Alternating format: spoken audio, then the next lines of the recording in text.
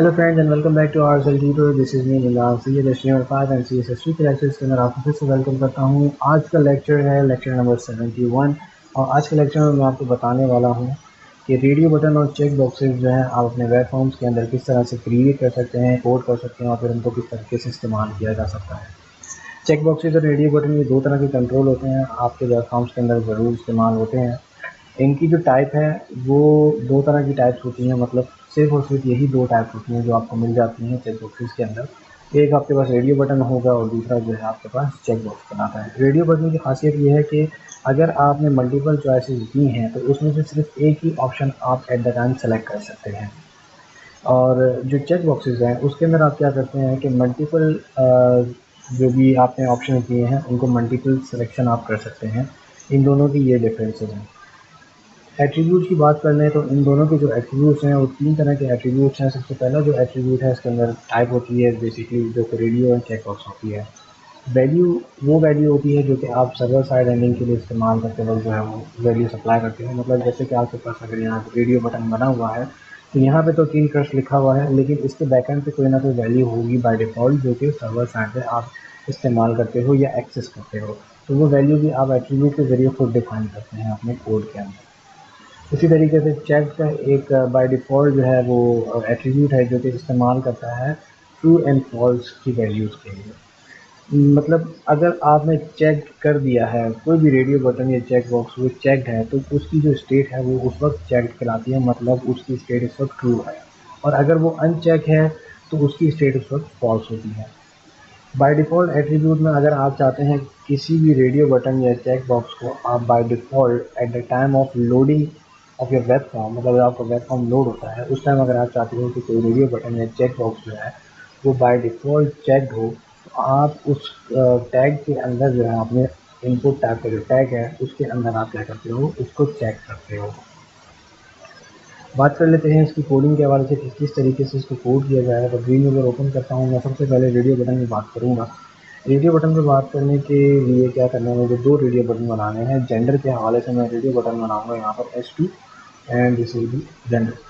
ठीक है, इसके बाद मैं करूँगा यहाँ पर इनपुट टाइप रेडियो। ठीक है, इसकी वैल्यू मैं रखूँगा मेल।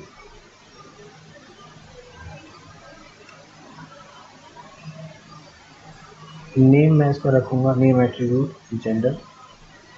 ठीक है, और इसके बाद जो है बाहर में क्या करूँगा इसको इसके आगे मैं लिख दूँगा मेल।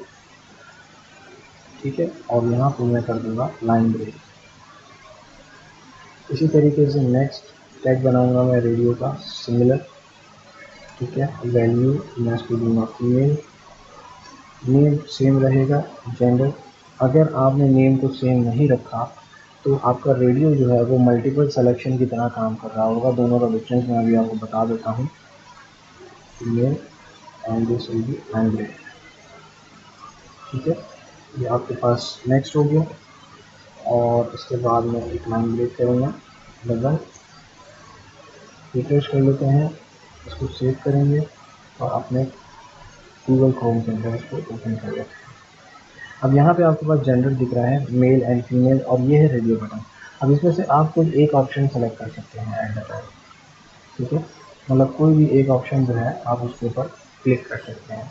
लेकिन अगर आपने यहाँ पर जैसे नेम एट्रीब्यूट है आपने इसको थोड़ी सी भी डिफरेंस रखा तो ये फिर मल्टीपल चॉइसेस की तरह काम करेगा। तो इस तरीके से रिफ्रेश करते हैं, इसको मैंने सेलेक्ट किया और इसको सेलेक्ट किया तो दोनों के दोनों ऑप्शन जो है वो आपके पास चेकेबल स्टेट में अवेलेबल होते हैं।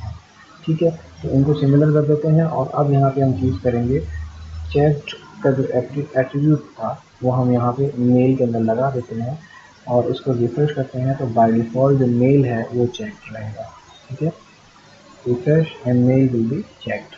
ठीक है, इसी तरीके से फिर हमारे पास चेक बॉक्सेस के ऊपर आ जाते हैं। तो चेक बॉक्सेस के लिए हम क्या करेंगे, यहाँ पे लिखेंगे H2 colours input type check box. ठीक है, और इसके अंदर हम लोग वैल्यू करेंगे रेड और बाय डिफ़ॉल्ट इसको चेक नहीं करेंगे हम लोग। और इसके आगे हम लोग लिखेंगे और रेड या क्लिक कर देते हैं। इनपुट टाइप चेकबॉक्स, वैल्यू हम रखेंगे इसकी रेड के बाद ग्रीन, फिर इनपुट टाइप चेकबॉक्स, वैल्यू हम रखेंगे इसकी ब्लू, और इसकी वैल्यू हम बाहर भी लिखेंगे ताकि कंटेंट पे डिस्प्ले हो। We are and next value level, ठीक है। तो इसको मैं करूँगा। तो ये हमारे थे चेक बॉक्सेस एंड ऊपर वाले जो हैं वो हमारे वीडियो बटन है। इसको रिफ्रेश कर लेते हैं, थोड़ा सा जूम आउट करते हैं। तो अब हमारे पास यहाँ पर ये है रेडियो बटन और ये है हमारे चेक बॉक्सेस, मतलब मल्टीपल आप इसको चेक लगा सकते हैं, ठीक है। तो ये छोटी सी चीज़ थी जो मुझे आपको बतानी थी आज के इस लेक्चर के अंदर, कि आप किस तरीके से रेडियो बटन और चेक बॉक्सेस जो हैं वो कोड कर सकते हैं। तो इतनी आसान फास्ट चीज़ नहीं है। इसकी मज़ीद डिटेल जब सर्वर साइड हैंडलिंग का हम काम शुरू करेंगे, मतलब PHP या ASP.NET जो भी है लैंग्वेजेस, इसमें जब हम लोग काम स्टार्ट करेंगे तो उसके अंदर मैं आपको इन चीज़ों के बारे में डिटेल्स में जो है वो रीड आउट करवाऊँगा। नेक्स्ट लेक्चर हमारा होगा कि हम जो है ड्रॉप डाउन लिस्ट किस तरीके से बना सकते हैं। तो मिलते हैं नेक्स्ट लेक्चर में, तब तक के लिए अल्लाह हाफ़िज़।